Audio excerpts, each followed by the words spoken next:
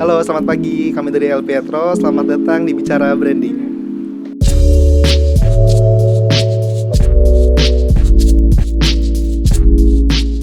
Pertama, kita baru mulai di tahun ini. Kita tuh memang basically memang coffee shop. Cuma di sini kenapa saya memilih El Pietro sebagai coffee shop itu karena pertama saya itu orangnya cukup suka nongkrong. Di sisi lain juga saya memang suka pecinta kopi. Tapi awalnya memang karena saya suka nongkrong sih, makanya ngebuat coffee shop. Ikonnya itu dari tupai ya, dari tupai itu atau yang sekarang dikenal sugar glider.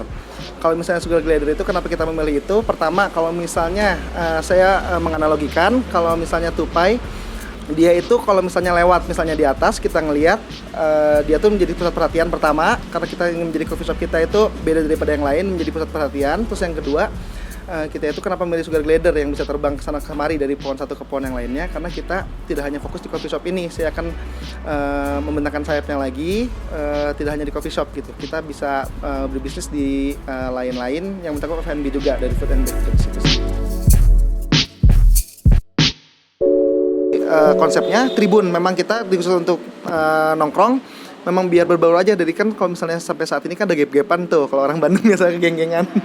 Geng-gengan tuh mereka nyampur semua ya di sini. Terus kemudian kita juga ada konsep open bar. Kalau misalnya kita lagi sepi, bukan masalah sepi, apa namanya? Kalau lagi nyantai, lagi ngehektik itu bisa tuh. Nah, misalnya kalian pengen bikin kopi, belajar, kita bisa di sini. Open bar. Jadi semuanya benar-benar nyatu, awareness-nya dapat.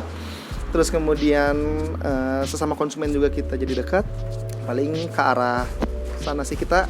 Kedepannya sih saya lebih ke hub ya.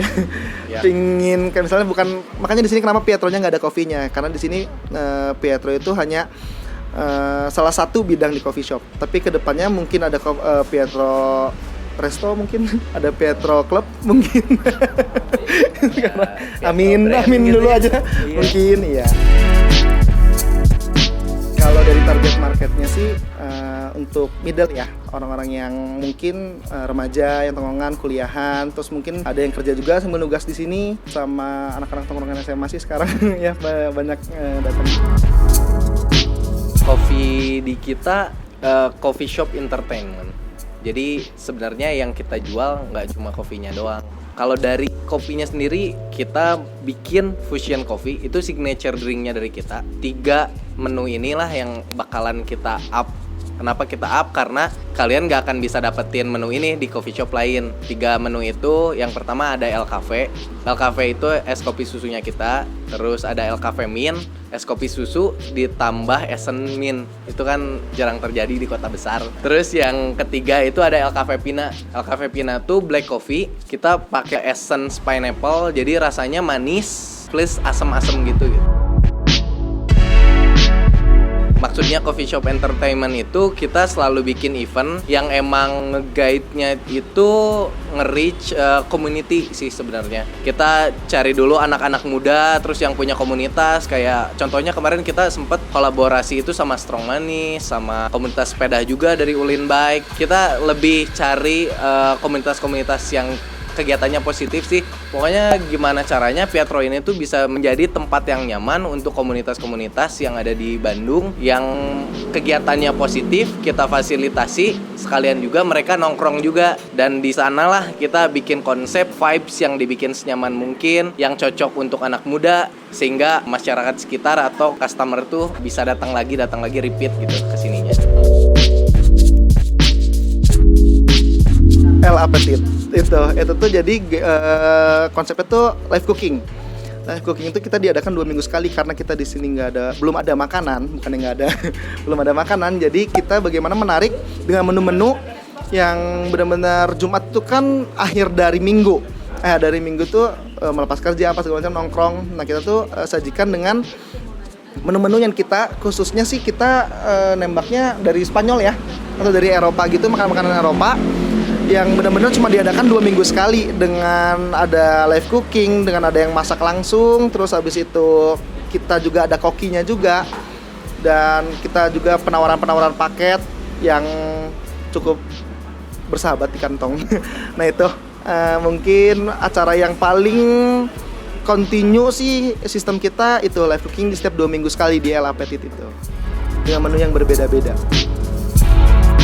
Kalau tes yang kita cari lebih ke yang manis dan fruity. Jadi notes di sini tuh kebanyakan beans-beansnya kita pakai yang fruity, terus manis. Karena kalau yang bodinya tebal, bold itu kan banyak juga di coffee shop lain. Dan kita ngelihat target pasar kita juga di sini sekarang banyaknya orangnya yang lebih suka nongkrong ketimbang orang yang emang bener-bener suka kopinya banget. Makanya kita bikin vibes yang enak. Terus kita bikin kopi yang masuk ke semua kalangan. Nah di situ sih kita lebih ngembanginnya. Hambatan sih 6 bulan ada ya. Kita sempat dikatakan kafe mahal. Kafe mahal karena keidealisan kita itu. Dan ternyata untuk pembelajaran juga kita tidak boleh idealis sih. Apalagi kalau misalnya kita baru terjun pertama di dunia bisnis dan juga kita startup, kita harus menyesuaikan dengan keadaan lingkungan dan habis itu kita menyesuaikan permintaan konsumen yang paling pertama.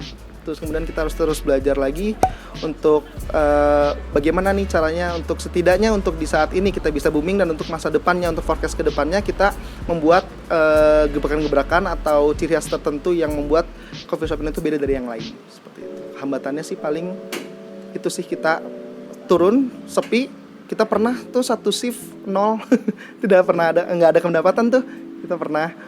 Terus di malam minggu juga 800.000 kita pernah tuh mencapai angka itu.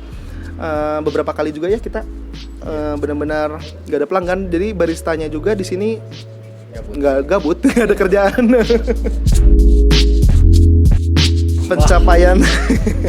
Pencapaian terbaik sih semenjak saya turun langsung. Saya baru megang sebenarnya 2 bulan dengan sistem-sistem yang ada.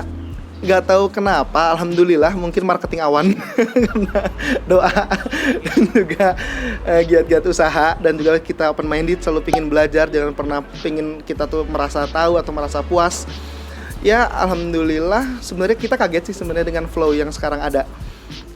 Pencapaian terbesar sih kita sampai saya pribadi dan dia juga dan anak-anak juga, kecuali yang di bar ya, maksudnya tim manajemen kita, malam minggu, weekend dan juga weekday kita biasanya, terutama sore ya, kalau misalnya orang Bandung kan biasanya sore tuh jam 4 ke atas tuh, terutama jam 8 deh misalnya titik poinnya, kita sampai nggak bisa duduk sih.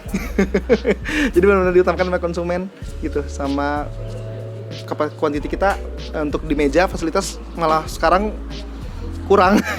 Ya. Alhamdulillah kalau dari pendapatan, alhamdulillah sih makin naik dan kita juga sempat kaget sih, itu aja kita kaget. Saran dari saya pribadi, karena saya juga baru belajar di dunia F&B, kita dalam suatu usaha, khususnya di food and beverage di kota besar yang di Bandung ini, kita harus melihat belakang, untuk melihat ke belakang bagaimana untuk menjalankan bisnis, seperti apa pembelajaran bisnis yang khususnya di coffee shop. Kenapa sih coffee shop lain itu bisa rame, bisa sepi, kita belajar dari belakang, dari ke belakang maksudnya pelajaran dari coffee shop lain. Terus kemudian di masa sekarang tuh misalnya contoh yang lagi booming tuh apa, matangkan dulu konsep. Terus konsepnya karena di Bandung ini banyak coffee shop, jadi ya kita boleh bersaing walaupun sama, tapi sistem kita mungkin beda. Nah, untuk sekarang misalnya kayak es kopi susu yang sedang booming, terus kemudian sekarang lagi banyak komunitas untuk khususnya di Bandung, kita harus merangkul itu mereka semua, untuk kita jadikan Pietro ini tempat bagi mereka. Dan kedepannya kita harus cari apa nih yang belum ada. Contohnya es kopi susu kan dulu nggak booming tuh, sekarang kan jadi booming. Nah kita coba deh kedepannya kita aplikasikan lagi yang basicnya dari kopi, karena kita coffee shop. Kita harus membuat ngedevelop menu baru ya. Kalau misalnya untuk yang bisnis, ya superficial bisnis sih, selama kalian ingin berbisnis, ya kalian harus berani. Kalau suatu saat jatuh itu memang jadi pembelajaran buat kita untuk kedepannya, bagaimana kita tidak jatuh lagi. Jatuh yang disebut belajar dari kesalahan, seperti itu. Mungkin yang lama ada yang ditambahin.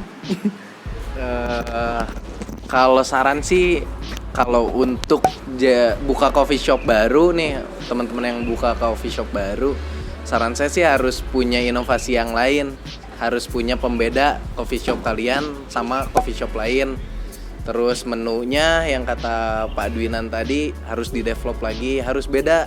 Pokoknya seunik mungkin, tuangin ide-ide gila kalian, makin out of the box, makin keren sih menurut saya. Soalnya kalau orang Bandung sekarang ngelihat yang unik tuh malah diserbu, jangan takut untuk beda gitu. Terus aja jalanin. Kalau jatuh, menurut saya sih itu bagian dari bisnis sih. Jatuh bangun itu bagian dari bisnis. Kalau bisnis kita nggak ada jatuhnya, ya nggak seru sih, bukan bisnis namanya. Harus ada jatuhnya, harus ada terpuruknya. Jadi kita ngerasain gitu naik turunnya. Jalanin aja, enjoy.